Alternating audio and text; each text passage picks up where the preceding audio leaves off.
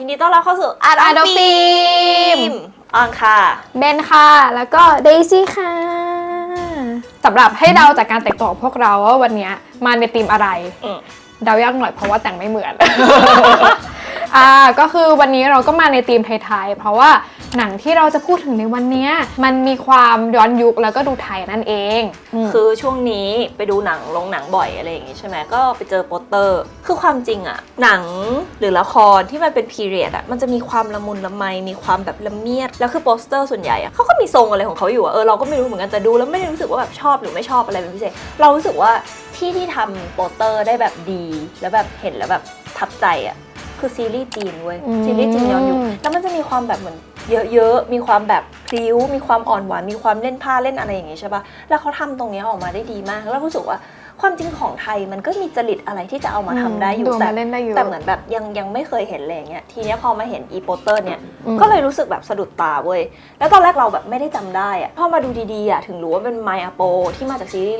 คินพอชที่มันดังๆเลยซึ่งตอนนั้นอะคือเราอะ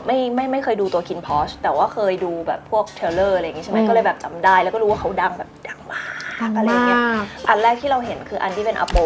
แล้วใส่ชุดไทยอ่ะแล้วทรงเครื่องแล้วทุกอย่างสวยมากคือแบบใช้คำว่าสวยเลยอ่ะงดงามอะไรอย่างเงี้ยเหมือนตัวพระในวรรณคดีที่เหมือนแบบเขาแบบบรรยายในกลอนอ่ะแล้วคือองค์ประกอบทุกอย่างอ่ะของโปสเตอร์มันมีความแกลม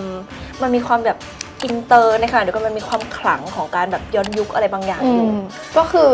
เรียกได้ว่าโปสเตอร์เป็นตัวที่ทำให้เรารู้สึกว่าอยากจะรู้จักกับหนังเรื่องนี้มากขึ้นแล้วก็เลยไปดูมาก็เลยรู้ว่าอีเรื่องเนี้ยชื่อแมนสวง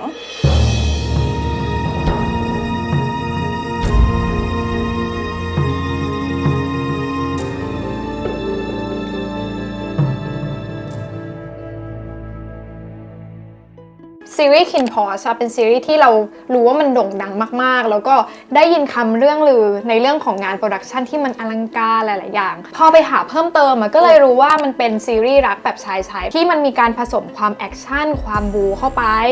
และอีกอย่างเขาก็มีการแทรกเรื่องซอฟต์พาวเวอร์ของไทยอะแล้วพอมันดังมากๆใช่ไหมกลายเป็นว่าเหมือนทั่วโลกเขาก็เลยได้เห็นความเป็นไทยไปด้วยไม่ว่าจะเป็นเรื่องสถานที่แบบไทยๆหรือเพลงของศิลปินคนไทยอะไรประมาณนี้แล้วตอนหลังทีมงานเขาก็เลยมาคุยกันว่าเฮ้ย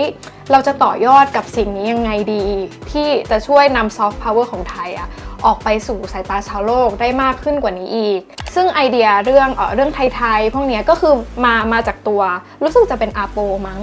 เหมือนเราอ่านเขาบอกว่าเหมือนเขาชอบเรื่องรำอะไรประมาณนี้อยากจะลองดึงอะไรที่เป็นไทย traditional ลองเอามาสื่อสารให้ชาวโลกได้เห็นมากขึ้นก็เลยกลายมาเป็นโปรเจกต์นี้ขยายสเกลมาเป็นภาพยนตร์เรื่องแมนสวงนั่นเองก็วันนี้เราก็จะมาพูดถึงพวกองค์ประกอบศิลป์แล้วก็งานออกแบบในเรื่องนะซึ่งเราบอกก่อนว่าข้อมูลต่างๆเราก็ดูมาจากเทรลเลอร์เนี่ยแหละแล้วข้อมูลอีกบางส่วนก็ได้มาจากทีมงาน PR ของภาพยนตร์ส่วนอื่นๆเนี่ยที่มันเป็นแบบว่าไทยๆหรืออะไรอย่างเงี้ยความจริงเราก็ไม่ได้เชี่ยวเรื่องข้อมูลแบบไทยๆประเพณีอะไรขนาดนั้นก็เลยไปขอให้น้องที่เรียนสถาปัตย์ไทยช่วยแบบทำข้อมูลมาให้ตามแบบเทรลเลอร์ที่เห็นอารมณ์ประมาณนี้ก็ถ้าสมมติมันมีอะไรผิดพลาดหรืออยากเพิ่มเติมก็พิมพ์ไว้ในคอมเมนต์ได้เลยเดี๋ยวจะพิมพ์ไว้ให้เพื่อคนอื่นเขาผ่านไปผ่านมาเขาจะได้แบบได้อะไรมากขึ้นแล้วก็เรามาพูดถึงเรื่องของแมนสวงคร่าวๆก่อนคือเรื่องเนี้ยเซตติ้งมันอยู่ในสมัยรัชกาลที่3มูดท่อนรวมของเรื่องเราว่ามันก็ดูแฟนตาซีแล้วก็ดูลึกลับน่าค้นหามากเป็นแนวย้อนยุคที่มีความผสมสืบสวนสอบสวนเข้าไปฟีลมันเหมือนแบบเหมือนอะไรวะเชอร์ล็อกโฮมเหมือนเชอร์ล็อกโฮมป้าแบบเอโนล่าโฮมอย่างนั้นเหมือนเอโนล่าที่มันมีความเหมือนแบบเขาเรียกไงก็เอาเซตติ้งสมัยเก่ามาแต่มันก็จะมีการใส่ความแบบแฟนตาซีบางอย่างเพิ่มเข้าไปให้มันดูแบบเยอะขึ้นสนุกขึ้นส่วนตัวแมนสวงเนี่ยคำว่าแมนถ้าภาษาอังกฤษมันแปลว่าคนหรือผู้ชายใช่ไหมแต่ว่าภาษาไทยคือมันแปลว่าเทวดาอย่างนี้และคำว่าสวงมันแปลว่าเหมือนแบบสวรรค์อะไรประมาณนี้แล้วแมนสวงมันก็เลยเหมือนแบบเฮ้ยมันเป็นดินแดนสวงสวรรค์อะไรอย่างเงี้ยก็เหมาะเป็นชื่อบาร์ลับอยู่นะเขาเรียกว่ามันเป็นสถานเริงรมย์ในสมัยนั้นบาร์โฮสแล้วก็ในแมนสวงเนี่ยเขาก็สอดแทรกเรื่องฆาตกรรมลึกลับอะไรต่างๆเข้าไปฉากหน้าเป็นโรงมหรสพฉากหลังมีเงื่อนงามแล้วเห็นว่ามันมีเกี่ยวกับเรื่องการเมืองบ้านเมืองอะไรอย่างเงี้ยด้วยนะ พอพูดถึงรัชกาลที่3อ่ะแล้วว่ามันเป็นยุคที่มันมีความรุ่งเรืองของการค้าขายเนาะใช่แล้วแบบเขาจะมีความคือเด็กถาปัตย์อาจจะรู้เพราะว่า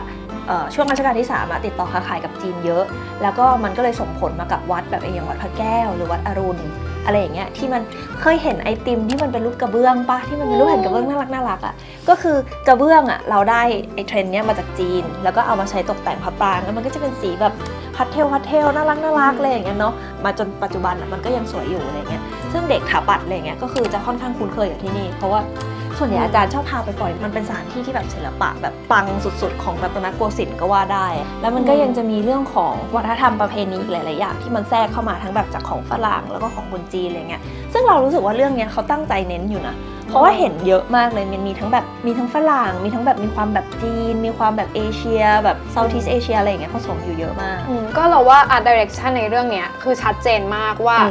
ต้องการจะเล่นเรื่องความหลากหลายของทางแบบ culture อะไรต่างๆพยายามที่จะอิงประวัติศาสตร์เดิมเอาไว้ส่วนหนึ่งและอีกส่วนหนึ่งเขาก็เสริมจินตนาการแฟนตาซีเข้าไปมันเลยทำให้ทุกๆอย่างมันออกมาแบบนัวดูมีความขลังของความเป็นไทยนะแต่ในขณะเดียวกันมันก็มีความอะไรใหม่ๆที่เราดูแล้วแบบตื่นตาตื่นใจรสชาติแบบแปลกๆที่แบบว่าก็ไม่ใช่แบบเดิมๆที่เราเคยเจอทำให้เรานึกถึงอะไรรู้ปะบริดเจอร์ตันความจริงแล้วก็มีทรงที่ขายอยู่บริดเจอร์ตันก็เคยพูดเหมือนกันบอกว่าเหมือนเขาหยิบเซตติ้งหยิบเหตุการณ์หยิบประเพณีบางอย่างที่มันเป็นแบบของยุคอังกฤษยุคนั้นน่ะมาแต่ว่ามันก็มีการใส่อะไรที่มันทำให้มันดูทันสมัยมากขึ้นหรือเป็นอะไรที่เสพง่ายสำหรับคนยุคนี้มากขึ้นอะไรอย่างเงี้ยอย่างแบบเสื้อผ้าเขาก็แทนที่จะแบบว่าต้องใช้ผ้าไหมในการตัดเย็บทั้งหมดซึ่งผ้าไหมสมัยก่อนมันจะมีความแบบแข็งตึงแล้วก็จะดูหนาดูอะไรอย่างเงี้ยใช่ไหมดูพองๆอะไรอย่างเงี้ยแต่คือเหมือนเขาอยากให้แบบมีความนุ่มมีความพลิ้วมีความอะไรมากขึ้นเขาก็เหมือนก็ใช้ผ้าสมัยใหม่ใช้แบบสเปนเด็กอะไรอย่างเงี้ยถึงบอกว่าแล้วก็แบบใส่ขึ้นมาทีเนี้ยตัวละครมันจะยังได้ซิลูเอตเหมือนโบราณอยู่แต่ว่าทรงความนุ่มความนิ่มอะไรเงี้ยมีลูกไม้อะไรอย่างเงี้ยมันจะมีความแบบยุกมากขึ้นมันให้ฟีลอะไรที่มันแตกต่างแบบ refreshing มากขึ้นซึ่งเข้าใจว่าอันนี้ก็อาจจะมีแบบว่าแนวคิดที่คล้ายๆกั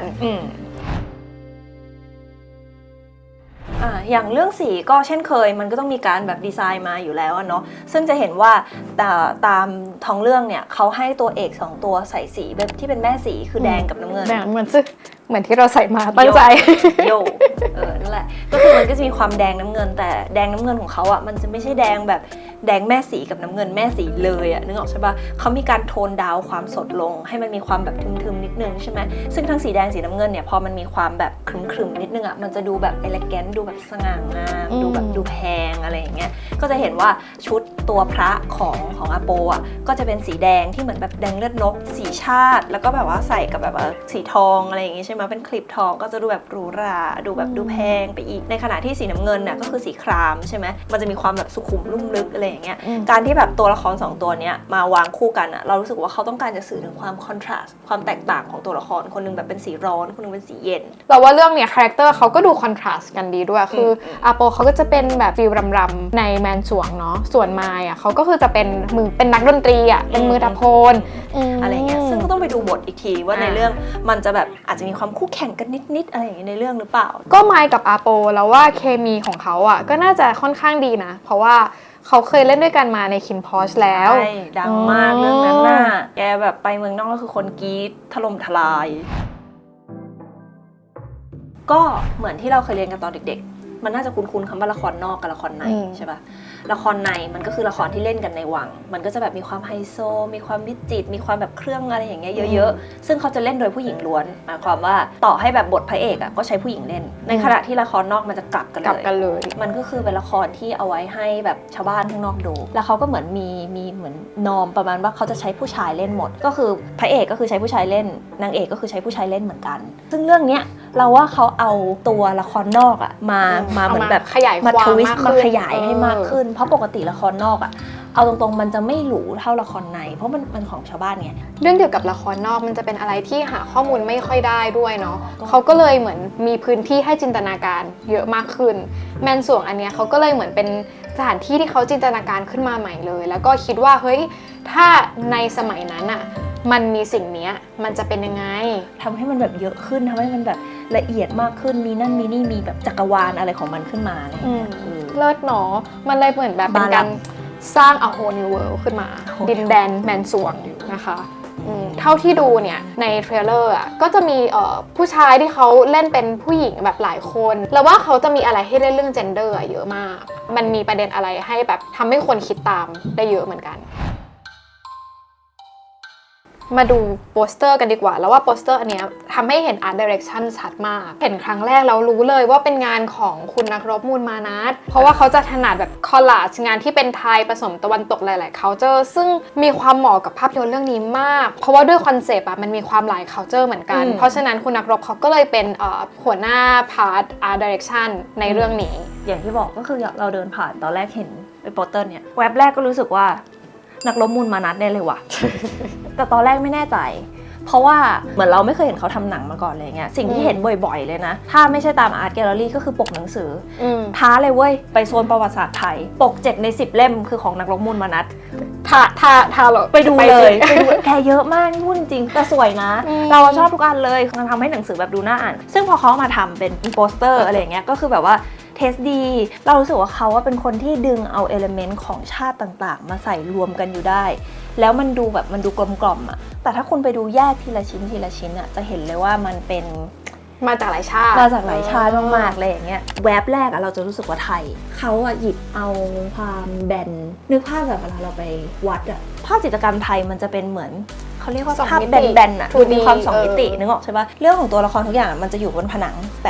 ะอย่างเงี้ยแล้วก็ค่อยๆไล่ไปซึ่งลักษณะมันก็จะคล้ายกับองค์ประกอบเขาเนี่ยแหละคือการคอลลาจที่เอามาแปะกันแวบแรกอะเราจะเห็นแบบอาโปก่อนใช่ไหมเห็นตัวพระก่อนซึ่งมันไทยแบบมันไทยมากเลยแล้วลองมาดูเหมือนแบบตัวละครอื่นๆที่นั่งอยู่รอบๆอย่างเงี้ยมันก็จะมีเนี่ยคนนี้ก็เป็นแบบดูไทยๆใช่ไหมคนนี้ไม้ใช่ไหมตีตะโพนใช่ไหมมันก็จะเป็นกลองซึ่งแบบว่าเป็นแบบวัฒนธรรมไทยเหมือนกันแต่จริงๆมันก็มีองค์ประกอบของชาติอื่นด้วยที่มันคอนทราสต์กันแต่อยู่ด้วยกันแล้วแบบเฮ้ยมันดูเข้ากันแบบกลมกล่อมมากอย่างเช่นฉากข้างหลังมันดูมีความยุโรปความเป็นแบบบาโรกอะไรอย่างเงี้ยเนาะแต่ว่าข้างๆก็ด้านมีแบบพระปรางของวัดอรุณด้วยเห็นว่ามันลักษณะมันพอยตี้ใช่ป่ะมันชี้ขึ้นเหมือนเป็นยอดปราสาทอะไรสักอย่างใช่ไหมแล้วเขาก็คือแทรกมันมีทั้งแบบบาโรกของแบบฝรั่งใช่ไหมแล้วก็มีแบบของไทยอย่างตัวเนี้ยแชนเดเลียของฝรั่งแต่ว่าอันนี้เป็นเหมือนอุบะที่ร้อยดอกไม้ของไทยอะไรอย่างเงี้ยมันก็เลยมีความแบบหยิบองค์ประกอบจากหลายๆอย่างมาแต่มีลักษณะของ geometry คล้ายๆกันอย่างเงี้ยแล้วก็เอามาวางข้างกันแล้วก็มีจีนด้วยก็แบบอยู่ในเสื้อผ้าอะไรเงี้ยแล้วนกยูงมันก็เป็นของแบบอินเดียจีนเนอะซึ่งในเรื่องนี้มีการใช้องค์ประกอบเกี่ยวกับนกยูงเยอะมากมันเข้ากับความเป็นแบบแมนสวงมากมันคือแบบเพราะความเป็นนกยูงมันคือนกยูงตัวผู้รำแพนเลอค่ามากเป็นหน้าเป็นตาให้กับประเทศเหลือเกินไม่แพ้ใครนะจ๊ะแล้วก็เป็นตัวที่บ่งบอก art direction ของเรื่องนี้ได้แบบแข็งแรงมากๆเป็นมูดบอร์ดของทั้งเรื่องอะได้ดีมากแล้วต่อไปก็เรามาพูดถึงเรื่องพวกสถาปัตยกรรมแล้วก็เรื่องฉากละครในเรื่องกันดีกว่าในดินแดนแมนสวงฉากเนี้ยก็จะเห็นเลยเนาะว่าโครงมันดูจีนมากเลยเนาะฟีลเหมือนแบบโรงเตรียมจอมยุทธมากเลยว่ะโรงเตรียมแต่ในขณะเดียวกันอะเฟอร์นิเจอร์อะไรต่างๆมันดูยุโรปเนาะแบบเชิงเทียนแบบเก้าอี้อะไรอยู่ด้วยกันแล้วมันคอนทราสต์แต่ดูไม่ขัดกันเลยอะสวยมากอะด้วยความรู้อันน้อยนิดนะคะปกติแล้วอะปูนอิฐหินพวกนี้จะถูกใช้สร้างกับเฉพาะวังแล้วก็วัดถ้าสมมติเป็นเศรษฐีไทยอ่ะปกติเขาจะใช้เรือนไม้กันที่เรารู้ได้ว่าเนี้ยมันน่าจะเป็นโรงเตรียมจีนอ่ะเพราะว่าหนึ่งเลยมันเป็นเรือนกึ่งปูนกึ่งไม้ซึ่งอันเนี้ยมันเป็นเหมือนวัฒนธรรมของจีนอ่ะคือประเทศจีนเหมือนถึงคนจีนที่เขาย้ายมาเขาชินกับการก่อสร้างแบบจีนไงเขาก็จะเหมือนแบบใช้ปูนใช้อะไรอย่างเงี้ยซึ่งมันผิดกับคนไทย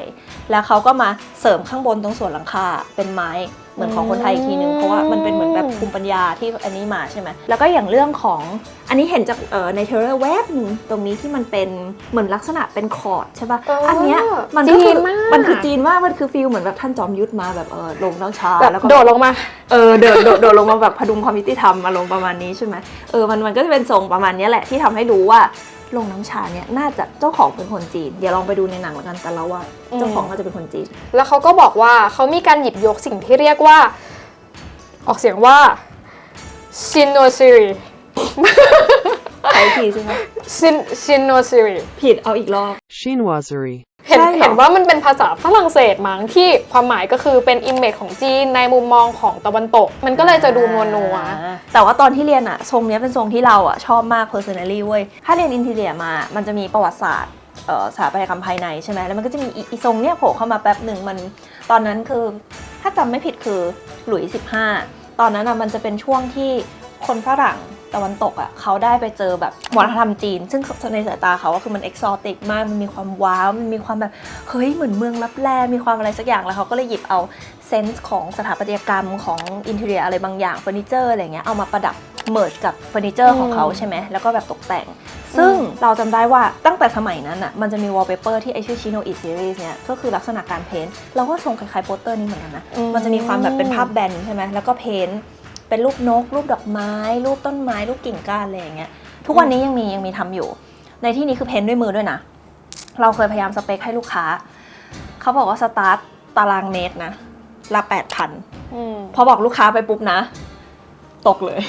ก็ไม่ได้ทำเลยนั่นแหละแล้วก็มีอีกพาร์ทหนึ่งที่เป็นพาร์ทโรงละครอันเนี้ยดูแบบแรกอ่ะก็รู้สึกว่าโหมันกลมๆอย่างเงี้ยโคตรจีนและจีนมากแต่แบบดันมีฉายหนังตะลุงซะงั้นอ่ะดูแบบฉีกเวอร์แต่อันนี้ดีมากเลยอ่ะดูแบบเราว่าหนังตะลุงมันมีความแบบแสงเงาแกมันเท่นะเว้ยมันเป็นอะไรที่แบบใช้ไฟใช้แสงแล้วก็มีม่านแบบที่มันดูมีความแบบยุโรปอยู่นะมี3 ชาติเฉยเรามิกซ์กันแบบเนียนๆแบบสวยเวอร์อะแบบม่านดูมีความเฮ้ยยุโรปฉายหนังตะลุงไทยแล้วก็กลมๆแบบจีนอยู่ด้วยกันได้เว้ย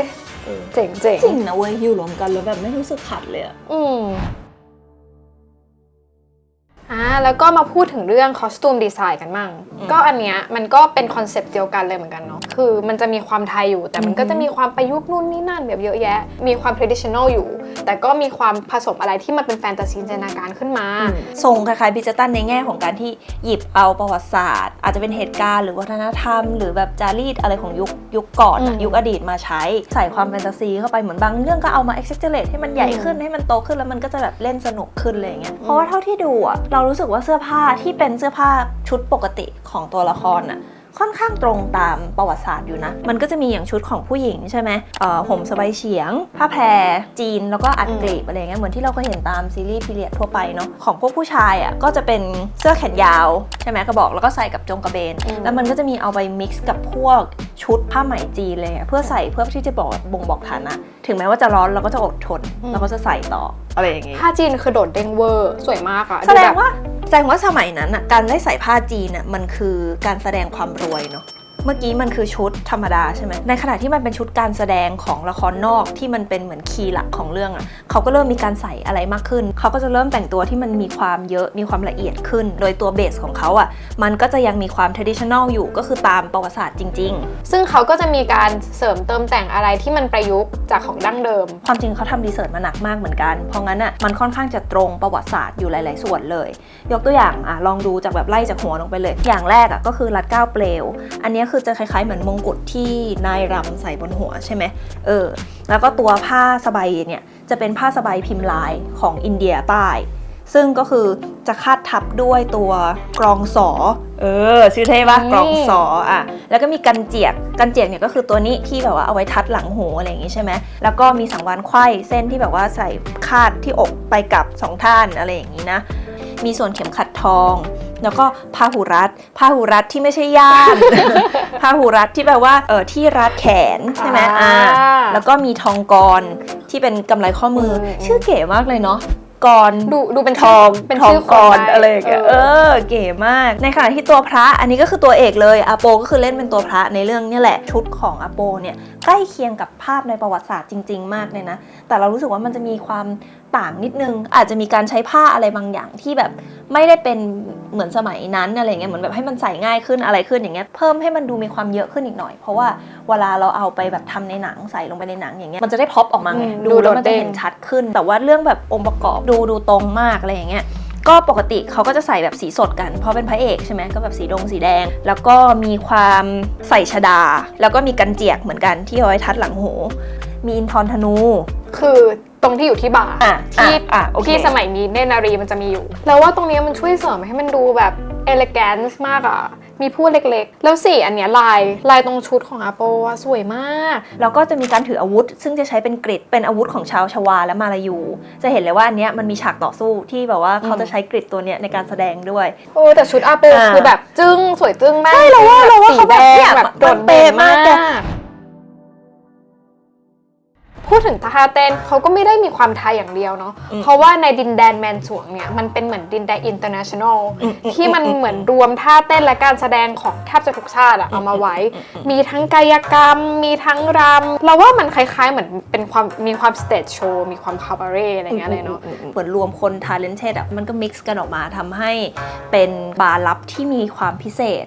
ว่าแบบทำไมทุกคนที่แบบมากรุงรัตนโกสินทร์ของเราจะต้องรู้สึกว่าอยากมาเยี่ยมเยียนที่แมนสวงนี้อะไรอย่างนี้ ซึ่งเราไปอ่านมาเขาบอกว่าอาโปก็คืออยากจะรำอยู่แล้ว ก็เลยเนี่ยต้องไปแบบฝึก